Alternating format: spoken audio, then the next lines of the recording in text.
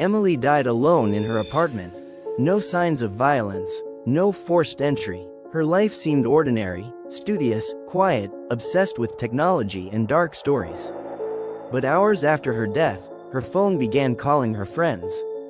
When they answered, there was only slow, irregular breathing. Sometimes a faint tapping, sometimes a whisper they couldn't understand. Every call felt alive, almost sentient. What investigators uncovered on her devices would turn her death into a chilling mystery no one could have predicted.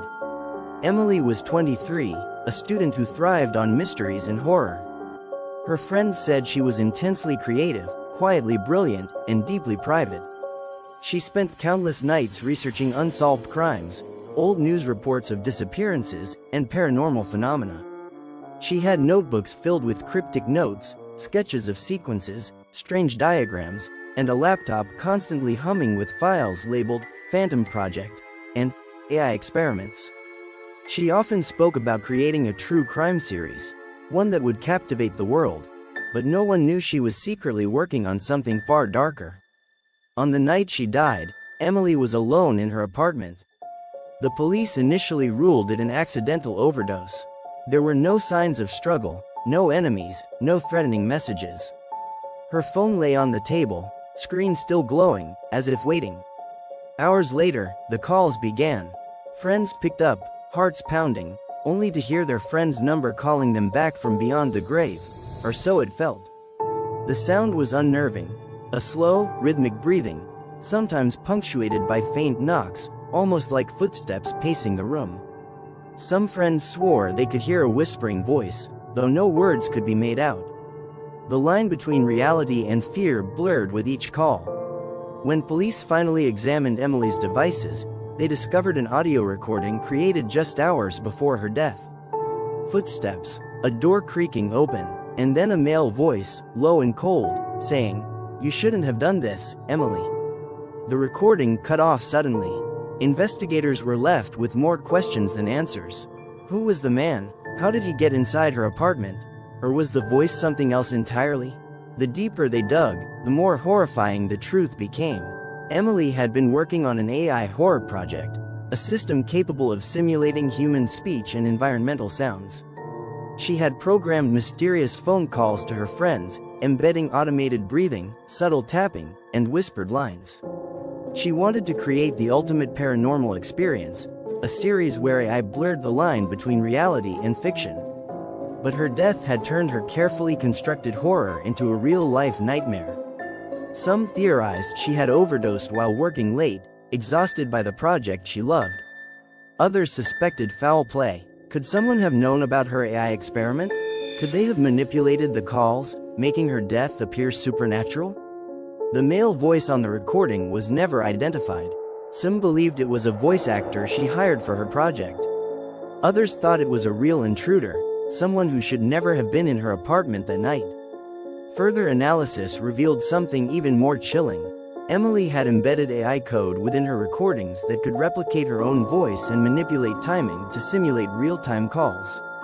Some of the mysterious calls after her death could have been fully automated by her AI. But investigators suspected someone might have hacked into the system, altering the calls to terrify her friends or cover up a crime. The AI had become a puppet, and the strings were pulled by forces no one could see. The line between Emily's fictional creation and her tragic reality had dissolved. The apartment that had once been her sanctuary had become a stage for something dark and incomprehensible. Friends reported hearing unexplained noises through the phones weeks after her death, breathing, footsteps, even faint cries. Emails sent to her account showed drafts of messages Emily never finished, warning of consequences for those who didn't understand her project. It was as if her AI had continued to speak for her, blurring the boundary between life and death. To this day, investigators are haunted by unanswered questions. Was her death a tragic accident caused by her obsession with the AI project?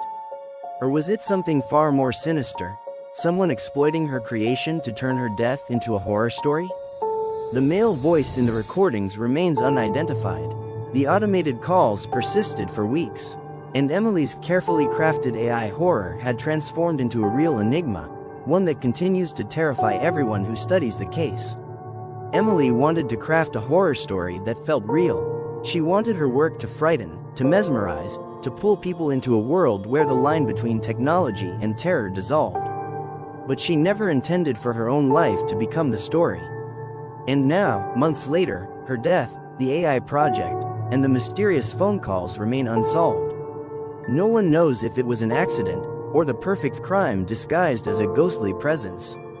Every new call, every unexplained sound, leaves the chilling question unanswered. Was Emily's creation a harmless experiment, or had it become a tool in someone else's hands?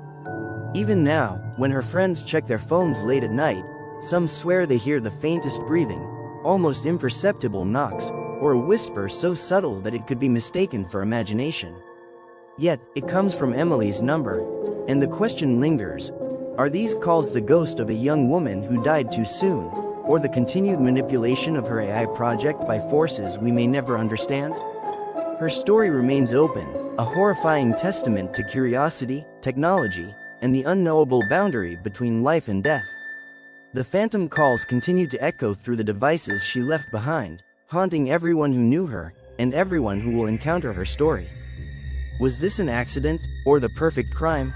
Subscribe for more AI true crime documentaries.